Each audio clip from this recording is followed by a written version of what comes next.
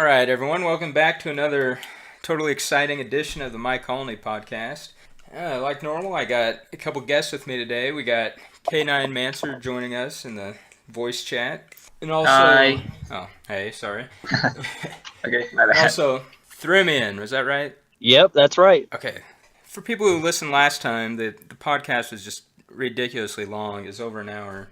And I really don't want to go through that long of a podcast again. But unfortunately, the update this time is bigger than ever. So what we're going to do is split it up into several parts, have 2, maybe 3 different podcasts devoted to this update. That way it's not so daunting to listen to, because I don't like to sit there and listen to an hour-long episode. Hopefully you guys don't either, because this is how we're doing it. Before we get started, Not unless you drive in the car. Well, that's true. It's good for driving. I was just going to mention that the last episode so far has been listened to 1,350 times. So there are a couple people listening, which is good. Hopefully they're getting something out of it. Now on to the update. This is the version 0.22.0 update. The biggest change is there are now 3 new planet types. Well, 2 new planet types plus the existing one. So when you start a game now, you can either choose between the red planet, which is the default, the lunar planet, which is new, and the forest world, which is new. I'd just like to say that there's a difficulty level associated with each of those planets. So the red planet, the original one, is considered easy. The lunar one is considered medium, and the forest world is considered hard. Just real quick, what makes those easy, medium, and hard? Well, you already know what the red planet's like if you've been playing. The lunar one, there's no ore on the planet. The resources in general are a lot more rare, so it is a lot harder to get started. And then the forest world, I don't think there's ore on the forest world either. There's nothing but trees, No, really. there's not. Yeah, so, Trees and water. and at the beginning, it's really hard to build up your resources. You have to constantly cut down trees, plant new ones, make charcoal, which is all stuff we'll talk about later, but there's a lot of micromanaging going involved on the forest world. If you're new to the game, I would suggest starting with the red planet. Once you're comfortable with how it works, moving on to one of the other ones. But today, I think we're going to focus on the Lunar World and the new stuff associated with that.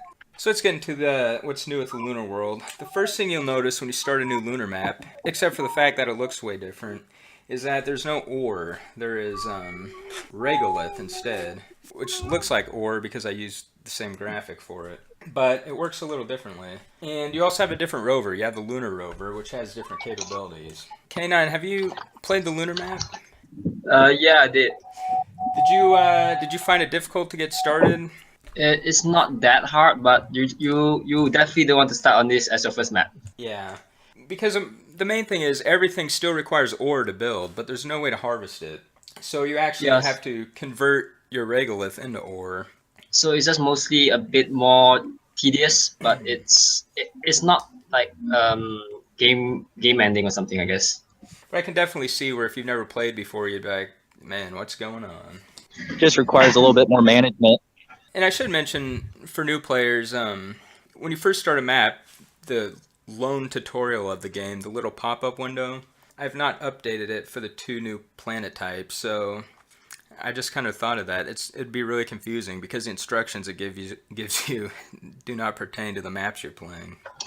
So I better write that on my list of things to update next time.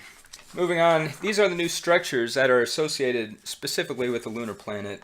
As I already mentioned, you start out with a lunar rover, and the new structures are the helium-3 extractor, which takes the regolith you find on the lunar planet and turns into helium-3, which is a new resource. After that, there's the regolith compactor, which takes the regolith you mine and it compacts it into water. No, wait, that one turns into ore, sorry. Yeah. Yep. And then we have the water extractor, which takes the regolith and gets the water. And instead of pavement, you have the crushed regolith path, which serves the exact same purpose, but it looks a little different. There's a helium-3 tank for storing the helium-3. And there's a regolith mine, which you can build to, in case you run out of regolith on the map, you can build new mines, just almost exactly like the ore mines work on a regular map. Those are the new things. After you build all this stuff and you start getting established, the game really transforms itself into being very similar to the first map, except there are a few differences. Uranium and aluminum are a lot more abundant on the lunar map. That was a big problem, especially on the Red Planet map. People running out of aluminum. I know I'd see a lot of reviews in the market. 1 star, I ran out of aluminum. This game sucks. Well, play the lunar map because there's aluminum everywhere. But I think gold is more rare. There's always a trade-off. Just like the red map, the lunar map, you can terraform. You can eventually get trees, and everything becomes pretty normal eventually. Besides the fact that you can't build the ore fracking operation thing. Oh, yeah. That is one thing that makes it harder. Because on the regular map, once you get ore fracking, you're always going to have ore. It's really easy to build up. You cannot do that on the lunar map. You have to keep going through this regolith conversion process. Obviously, ore is like the base building block for the entire game. I think there's a few other things, like you can't build an ore mine either. Yeah, you have to use the regolith mine, which goes through the converter, which turns to ore. Yeah. So there's just that extra step the entire way that you're going to be dealing with on the lunar map. But it is also the only map where you can produce the helium-3, which doesn't do much for you right now, but in future updates, it's going to be an important resource. There's going to be buildings later on that require it. And so you're really going to have to be trading with people who use the lunar map in order to get it, which is going to be good. With the Galactic Board of Trade, people are going to be able to make money on a lunar map, which is nice. And there's Everybody wants that dark pavement. Everyone wants that dark pavement. That's right. There is a new, faster pavement added to the game now, the dark pavement. And I'm embarrassed to say that I have not even attained it yet myself on my map. Yeah, you can't send the regolith anywhere, right? You can now. I just added it to the Galactic Board of Trade this morning. Oh, so right. That's fine. You can now get that. For people who don't know, when I add a new resource to the game, I can't add it to the Galactic Board of Trade until the app's been approved on all app stores, and Apple is usually the last one to approve it. Oh. And that is because their game does not have the resource in it yet, and I just don't want weird things to happen. So there's that. But everything's in there now. Killing everyone. Let's see.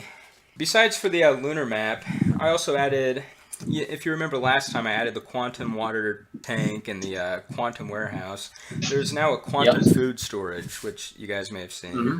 And Yes. so that helps because I always have a ton of food. But of course, the same problem is eventually going to happen with the quantum food storage. Yeah, but it makes a good backup when you build population. You don't notice your food is like less. Exactly. You never want to leave the game running to come back and find that you've run out of food. And everyone's Yeah, I dead, did that no once. one's working, yeah. So that's sad. There's a whole lot of new stuff related to the forest map, which we're going to talk about next time.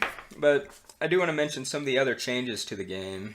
Not necessarily new things, but way things have changed. I don't know if you guys have noticed, but the deals on the Mass Driver are a little worse now than they used to be.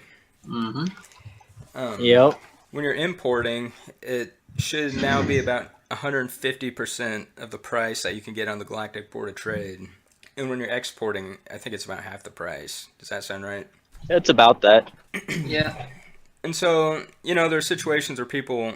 See, it's really difficult to have both the Galactic Board of Trade and the Mass Driver in the game because there's scarcity involved with the Board of Trade, but resources are infinite on the Mass Driver.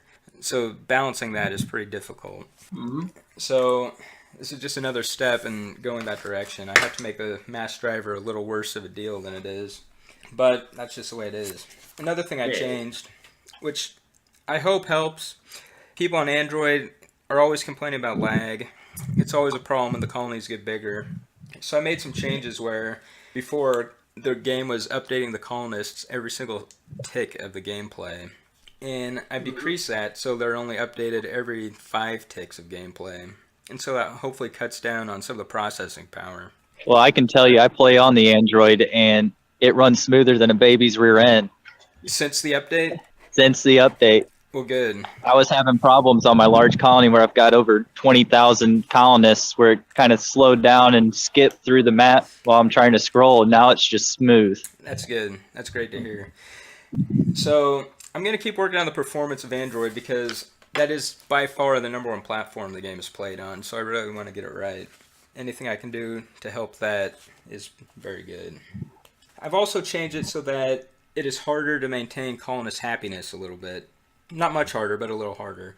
Before, you could just have a huge map with almost no entertainment and still have pretty much 100% happiness all the time. But I really want the entertainment thing to be a part of the game. So now they're affected worse by not having that much money. If they're at work all day, they can get sad. If their pay's not high enough, they get sad. Just make sure, if you get the update, keep a closer eye on the approval rating and the happiness of your colonists, because it is a little bit bigger of a factor now. Oh yeah, by the way, it's hard to tell what are they set from. Is there a way to make it like a clearer? Like how to affect the happiness? No, as I was saying, if they are set from long working hours or they are set from running too much, something. Oh, that's true. There's no way to tell right now. That's something I'll have Besides to the add. sickness. Besides That's the the sickness. only one that can. Yeah, that's it. Yeah, the sickness is easy, but the other things that have an impact on it, if they have less than $10 on them, and you can see how much money they have on their stats, then they're sad. Yeah. If Oh, all right. if their commute time is really long, that will hurt their happiness. Mm-hmm. And if you don't have enough food, that will too. And so those are the main things. Oh, okay. I just enjoy getting that money revenue from the entertainment buildings now. Yeah, that is good. That is good. I always put in the You're all paid back. entertainment instead of the free entertainment. I was glad other I than had that- the free entertainment because I went from having maybe 5 to 10 colonists that were angry and seeking out entertainment to over 700 in the blink of an eye. Oh man. So I guess this change can have a big impact. So try to stay on top of that for everyone listening. Yeah, but I kind of feel you need the free entertainment for the people who don't have money much. Yeah, you do. Because you just think about it, if someone's already poor, that makes them unhappy. And then on top of that, they can't afford entertainment. Yeah. I eventually want to make it so people in that scenario will turn to crime, but that's for a future update. Huh. Here's something else that's new. Before, colonists would be reported as sick on the statistics, even if they're at like 95% health. There's a lot of people like, man, I have all these sick people and there's nothing I can do about it. But really, they're not that sick. I mean, the health fluctuates a little bit just naturally. And so now, colonists are not considered sick unless their health gets down below 70%. That's not a very big change, but it's a little change. And I've also added a new policy to the game that you can implement at the capital or at the consulate, which is kind of like a welfare, a living wage thing you can give the people. Oh. And Yeah. So that. Mm, yeah, it's just so every time you do your payroll, even if people don't have a job, they'll get whatever little bit of money you set to give them. It's defaulted as 0. You don't have to give them anything. So if you have a lot of unhappiness and a lot of poverty in your colony, that's something you can do to try to combat that. mm-hmm. All right. Because I know you can get to points where it's easy to have just a ton of unemployment and there's not much you can do about it. Well, I mean, you can build new buildings, but this is another thing you can do if you want. All right. And I plan on adding more policy type stuff later. Hmm. All right, one last change is, if you remember the ice chipper unit, I've renamed it to the water bot, because on the Forest World, which we'll talk about next time, it has water pools on the planet, which are the exact same concept as the ice, but I thought it would be dumb to have an ice chipper go get the water, so I just renamed it. And one last thing to mention, as I introduced last time, for people who have purchased the ad-free version of the game, there will be unique structures. And I added a few more decorative things for people who have the ad-free version. There's now a purple, blue, and white flower garden, and I added grass that you can build. Ways to kind of spruce up your colony. Make it more hippie. Make it more hip, exactly. Exactly. Because you get to a point where your colony's huge. What's there left to do except for wait for the next update and plant grass and flowers? I like the grass. The grass is very nice and clean. It is nice and clean. And your people can walk on it and drive over it. All right. All right.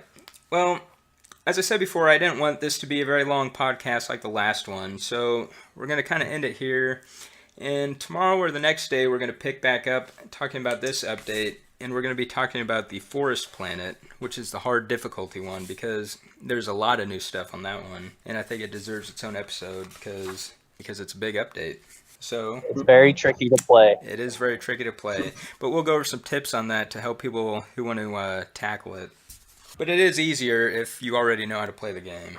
I'll say that. Yep. You guys have anything else to throw out there? Not for the update. Not at all. All right. So that's it for today. As I said, check back in a couple days. and we're gonna have a big update about the forest world, which is the biggest part of this game, the update to this game. So stay tuned for that, and thank you for listening. I hope you like the shorter version of the podcast better because it's easier to do. And I think personally I'd rather do more episodes more often, but just shorter. I think that'd be better. I guess that's it. Thanks for listening. Bye bye. Goodbye.